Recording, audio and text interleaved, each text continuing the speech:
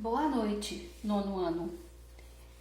Eu vou continuar nossas aulas aqui e como alguns alunos se manifestaram dúvida em balanceamento de equações, apesar de que nós já estamos vendo modelos atômicos, eu vou fazer 3 exemplos aqui de balanceamento, tá bom? Para a gente poder ver se a gente consegue tirar as dúvidas aqui. E foi uma coisa também que eu percebi na avaliação diagnóstica, que a questão do balanceamento não ficou muito clara, tá bom? Por isso que eu tô retomando. Então, olha só, quando a gente pega uma equação para a gente fazer o balanceamento, para vocês, com o tempo, vocês vão fazer o balanceamento sem ficar fazendo isso aqui, ó, colocando a quantidade de elementos. Mas, como vocês estão aprendendo, é bom que aconteça isso, para que fique mais fácil para você ter clareza da quantidade de elementos que tem nos reagentes, que é a mesma quantidade, se tem a mesma quantidade ou não dos elementos que estão no produto. O balanceamento é que você tem que fazer que os dois, de um lado e do outro, eles fiquem iguais. Por quê? Porque só assim vai valer a lei de Lavoisier e a lei de Proust, tá? Que é a proporção constante e também a soma das massas dos reagentes igual a soma das massas do produto. Então, aí eu vou colocar aqui a quantidade de elementos que eu tenho de um lado e do outro, ó. Deste lado aqui, aí lembrando o seguinte, quando eu tenho um número, esse número, que ele sempre pertence ao elemento que está anterior, tá? Então, aqui eu tenho 2 oxigênios, né? Aqui, como eu não tenho número nenhum, eu tenho um carbono deste lado, e deste lado aqui, do mesmo lado eu tenho 2 oxigênios. Agora, deste lado aqui eu tenho apenas um carbono e eu tenho um oxigênio. Então, olha, claramente está vendo que está desbalanceado, que a quantidade de oxigênio está diferente. Então, eu tenho que fazer deste lado aqui, ó, ficar com 2 oxigênios.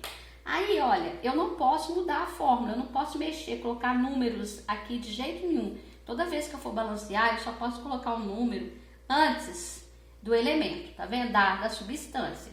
Só que, quando eu faço isto, eu tenho que lembrar que ele vai multiplicar tudo. É como se fosse um parêntese matemático com um número ali. Então, na hora que eu fiz isso, o carbono passou a ser 2, porque está multiplicando, e o oxigênio passou a ser 2. Tranquilo? Aí, olha, mas está balanceado? Ó, o oxigênio tá, mas o carbono não. Então, eu tenho que fazer esse carbono aqui virar 2. Eu venho e coloco um 2 aqui, ó. Pronto, tá com 2. Entenderam? Tem que estar com a mesma quantidade de um lado e do outro. Dessa forma ele está balanceado. Vou passar para outro. Qualquer coisa, vocês voltem, retomem o exercício que eu estou explicando passo a passo aqui. Aí vocês façam ele novamente. Vejam a aula quantas vezes for necessário para que vocês tirem essa dúvida, tá? Balanceamento não pode continuar. Balanceamento não é um conteúdo apenas do nono ano, vocês vão precisar dele ao longo do curso de Química, tá bom? Então, o próximo eu tenho aqui um hidróxido de potássio, tá? Mas um ácido, que é o ácido sulfídrico. Aí tá tendo aqui uma neutralização que tá formando água, H2O, e tá formando um sal, que é o K2S, que é o sulfeto de potássio. Aí vou colocar as quantidades de elementos, ó. Desse lado aqui eu tenho K, eu tenho o oxigênio, eu tenho o hidrogênio e tenho o enxofre. Deste lado também eu tenho K, o oxigênio, o hidrogênio e tenho o enxofre. Deixa eu tirar isso aqui que eu coloquei como se fosse igual ao enxofre. Enxofre aqui embaixo. Vamos ver as quantidades, ó. Eu tenho um potássio, oxigênio também tenho 1. Olha, o hidrogênio eu tenho 2 aqui e 1 aqui, eu tenho que somar. Então, estou com 3 hidrogênios. E o enxofre só tem 1. Do outro lado, eu tenho 2 potássios e oxigênio apenas 1. O hidrogênio tem 2, tá vendo? E o enxofre tem 1. Olha, o que acontece? Isso aqui a gente chama disso aqui o método das tentativas. Você tenta, se não der certo, você tenta novamente, mas é claro que você tem que ter uma orientação aqui para você não tentar de qualquer maneira. Você pega aqui, ó, esse metal potássio está com 2. Então, eu tenho que fazer esse aqui virar 2. Então, vou aqui, ó, vou colocar um 2 aqui. Tá? Na hora que eu coloquei esse 2 aqui, ele vai multiplicar tudo. Então, ele passou a ser 2K e 2 oxigênios. O hidrogênio eu ainda não vou fazer porque tem deste lado aqui que eu vou ter que mexer nele, tá? Então, olha só, vamos pro enxofre. Como o enxofre não tem que me fazer nada por enquanto, eu vou somar aqui. Aqui não tem 2 hidrogênios, ó, 2 hidrogênios. Mais esse 2 aqui, o hidrogênio virou 4. E o enxofre continua com 1. Vamos ver aqui, ó, 2K, 2K. O oxigênio aqui, ó, ele só tá com 1, tá vendo? E do outro lado, 2. Então, vamos fazer esse oxigênio aqui virar 2. Para ele virar 2, eu vou multiplicar aqui por 2. Tá certo? Eu não posso pôr aqui. Na hora que ele fez isso, ele vai multiplicar tudo. Então, olha o hidrogênio, passou a ser 4, 2 vezes 2, 4. O hidrogênio passou a ser 4. E olha o oxigênio, passou a ser 2. Vamos ver se com isso já balanceou. Olha aqui, ó. O potássio tem 2, aqui tem 2. Oxigênio 2, aqui tem 2. O hidrogênio 4, aqui tem 4. E o enxofre 1 e aqui tem 1. Ou seja, essa equação está balanceada. Tranquilo? Vamos para a letra C, então. Mais uma dessa para a gente prosseguir modelos atômicos. A letra C, eu peguei uma que é um pouquinho maior para a gente poder fazer. Vai dar um pouquinho mais de trabalho. Só trabalho, mas não significa que não é fácil de fazer. É só que a gente tem que tomar mais cuidado, porque como tem mais elementos envolvidos, então ela dá um pouquinho mais de trabalho de fazer, certo? Ó, isso aqui é o ferro que está reagindo com ácido, tá? Ele vai ser corroído, vai formar um sal, que é o fosfato de ferro. E vai formar o gás hidrogênio, tá? Vai dar bolhas. Então, vamos lá. O ferro aqui tem 1. O hidrogênio tem 3. O fósforo tem 1. E o oxigênio tem 4. Certo? Deste lado, eu tenho 3 ferros. O hidrogênio com 2. O fósforo, olha, esse 2 aqui, ele multiplica tudo que tá aqui dentro, ó, tá? Tem um parênteses, então vai ser 2 fósforos. E aqui, como são 4 oxigênio vezes 2, eu tenho 8. Então, o que eu vou fazer aqui? Primeira coisa que eu vou fazer é fazer esse ferro aqui, ó, virar 3, ó. Virar 3, tá certo? Então, eu vou colocar o 3 aqui, ó. Na hora que eu coloco o 3 aqui, o que acontece? Eu vou deixar o ferro por último, eu vou mexer aqui, ó, neste primeiro, porque quando o ferro tá sozinho assim, substância simples, se eu tiver que mexer nele, fica mais fácil. Olha, aqui eu tenho 2 fósforos, vocês estão vendo? 2 fósforos? Então, vou fazer isso aqui virar 2. Vou colocar um 2 aqui, ó. Na hora que eu coloco esse 2 aqui, ó, passou a ser 6 hidrogênios. O fósforo passou a ser 2. E o oxigênio passou a ser 2 vezes 4, 8. Certo? Olha só, aqui tá 8, o fósforo tá 2, o hidrogênio aqui só tá 6, aqui tá 2. E o ferro aqui, ó, tá com 3 de um lado. Vou mexer no ferro primeiro. Vou fazer esse ferro aqui virar 3. Coloquei um 3 aqui, ó. 3 ferros. O que tá faltando agora? Só o hidrogênio. Olha aqui, vamos ver quantos hidrogênio que eu tenho aqui. Tenho 6, tá certo? Isso aqui tem que virar 6. Se eu multiplicar, quanto que é 6 aqui? 3 vezes 2, 1 vai dar 6? 6. Olha, 3, 6, 2 e 8. Entenderam? Esse aí deu um pouco mais de trabalho, mas mesmo assim não foi aquela coisa complicada, tá certo? Então, olha, retomem essa questão aqui de balanceamento quantas vezes forem necessárias. Se vocês ainda permanecerem com dúvida, vocês me avisam que eu vou fazer mais aulas, porque isso aqui é fundamental que vocês entendam, tá certo? Agora, então, eu vou continuar a matéria de modelos atômicos. Olha, nós já vimos Dalton, tá? que era bolinha maciça e indivisível, né? Aqui, ó, esfera. Nós já vimos Thomson, que é o pudim de passas. Eu, inclusive, fiz até um pudimzinho para mostrar para vocês. Era positivo com negativo aqui, ó, tá? Cargas positivas e negativas distribuídas uniformemente. Estão lembrando disso? Bom, agora nós vamos ver Rutherford, tá?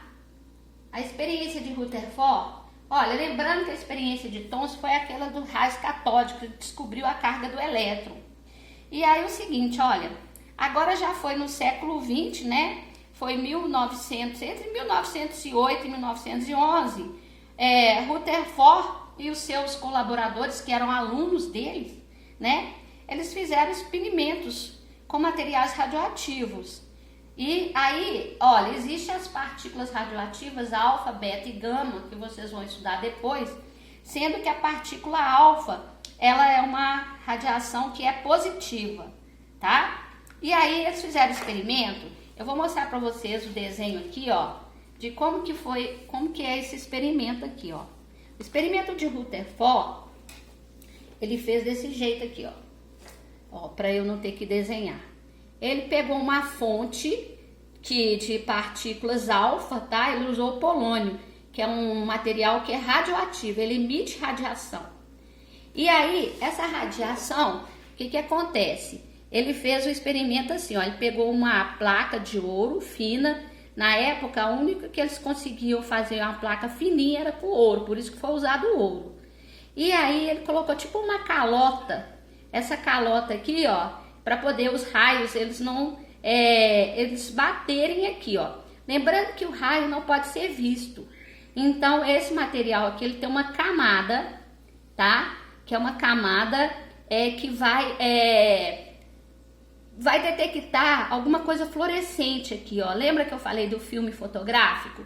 Porque como não tem jeito de ver, igual eles usaram também isso no raios catódicos lá. Eles colocaram essa aqui. Isso aqui é sulfeto de zinco, então ele tem como deixar as marcas do material radioativo, vai ficar brilhantezinho onde vai bater. Aí olha só, isso aqui é uma caixa de chumbo para evitar que a radiação vá para qualquer lado. E simplesmente com um buraco aqui. Aí, olha, eles abriam, o raio passava. Eles fechavam, parava, óbvio. Aí ele fez isso aqui N vezes. Então, essas partículas alfa, que é positiva, olha só o que aconteceu. No experimento dele, ele observou o seguinte, que a maior parte das partículas, elas atravessavam e batiam aqui, ó. Nesse anteparo, nessa calota, a maior parte. Tá? Ela é positiva, a maior parte da positiva passava. Algumas poucas batiam e sofriam um desvio, só desviavam um pouquinho, tá? E menor ainda voltava. Aí ele pensou assim, bom, não pode ser igual o átomo previsto por Thomson, porque o átomo previsto por Thomson, eu tinha tudo... O que acontece? Como era positivo e negativo, não existia uma região assim onde as partículas iam bater e iam voltar. E aí o que ele pensou? Como grande parte passava, aí ele falou assim, bom, o átomo, na verdade, ele é formado por um grande espaço vazio. Um grande espaço vazio, onde essas partículas positivas, elas passam.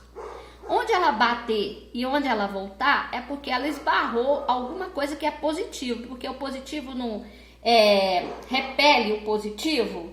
Então, essa fração pequena que voltava, na verdade, ela estava batendo em algo que era positivo. Aí, baseado nisso, o que ele fez? Ele fez a conclusão do seu experimento, que o átomo não podia ser dessa forma. Aí, olha só como que ele desenhou o átomo dele. Vou mostrar aqui para vocês. O átomo de Rutherford, ele já vai ser diferente. Ele vai ser dessa forma aqui, ó. É uma grande região vazia, onde as partículas alfa, que é positiva, elas passavam. E uma pequena região onde ela ia ou desviar ou retornar completamente. Aí olha só o átomo dele como é que era, ó. Tá? Que tá meio irregular, mas olha só. onde as partículas alfa passavam era um grande espaço vazio, né? E negativo, vocês sabem que não vai repelir o negativo. E as partículas alfas que batiam aqui, ó, não ia repelir alfa, que alfa é positivo. Agora, se esse alfa batesse aqui, ó, o que acontecia? Na hora que batesse aqui, ao invés dele passar, ele ia sofrer o quê? Ele ia voltar. Então era pequena uma região, a pequena região. Olha o átomo dele como que é diferente do Dalton, que é só uma bolinha maciça, indivisível, sem carga, e de Thomson, que eu tenho o positivo e o negativo distribuído uniformemente. Então olha a região dele, ó. Essa região aqui, ó, essa região aqui é uma região densa, tá? Positiva. E que ele colocou um nome aqui, ó, que aqui tem os prótons. E aqui é uma região que é grande, isso aqui é uma região bem pequena, aqui dá fora de escala. Eles comparam o seguinte, se for comparar o tamanho do átomo, eles comparam como se eles pegarem, por exemplo, o Mineirão. Na verdade, eles falam até do Maracanã, que eu acredito que seja maior do que o Mineirão. A bola no centro é o núcleo. E aquela primeira, lá fora, né, onde tem o limite do estádio, seria a eletrosfera. Então, essa aqui é pouco densa, né? Pouco densa. É uma região grande, tá? E essa região aqui é onde que tem negativo, onde tem os elétrons. Não se falavam de prótons ainda. Próton não, desculpa, de nêutrons. Mas sabia que existia alguma partícula que evitava que um se aproximasse do outro, tá certo? Esse aqui, então, é o modelo de Rutherford. Então, nós já vimos 3 modelos. Aí, a próxima aula, nós vamos ver a diferença entre ele e o modelo de Bohr, tá certo? Espero que vocês tenham entendido. Qualquer coisa, retome a aula para poder vocês ficarem, vocês vão ter essa aula gravada lá, vocês podem ver N vezes até entender. Qualquer coisa me pergunte na live, ok? Muito obrigada e até a próxima.